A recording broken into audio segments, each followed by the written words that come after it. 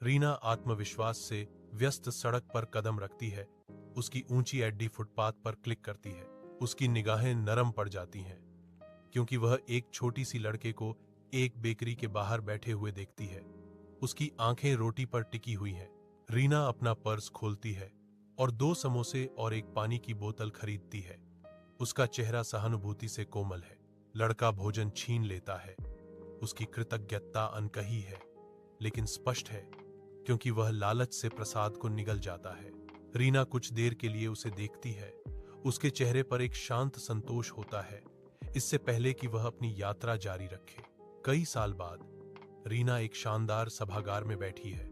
छात्रवृत्ति समारोह के दौरान उसके चारों ओर चेहरों का सागर घूम रहा है। मंच पर एक युवा व्यक्ति पोडियम पर खड़ा है जो परिवर्तन की एक कहानी साझा करने के लिए तैयार है। मंच की रोशनी उसके गंभीर चेहरे पर चमकती है क्योंकि वह अपनी यात्रा सुनाना शुरू करता है। वह एक अजनबी की दयालुता की बात करता है, एक जीवन रेखा जो तब फेंकी गई जब वह सड़कों पर खो गया था। उनके शब्दों ने इस बात की स्पष्ट तस्वीर पेश की कि कैसे शिक्षा उनकी आशा और अवसर का प्रतीक बन गई। ऑडिटोरियम भावना से भरा है क्योंकि वह निराशा से सफलता तक के अपने मार्ग का वर्णन करता है।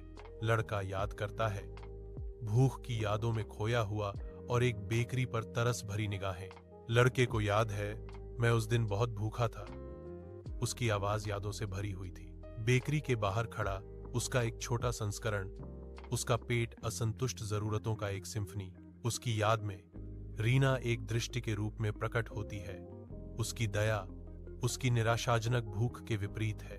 रीना लड़के को एक समोसा और पानी देती है, उदारता का एक साधारण कार्य जो उसकी स्मृति में अंकित हो जाता है। लड़का कृतज्ञता से रीना की पेशकश स्वीकार करता है।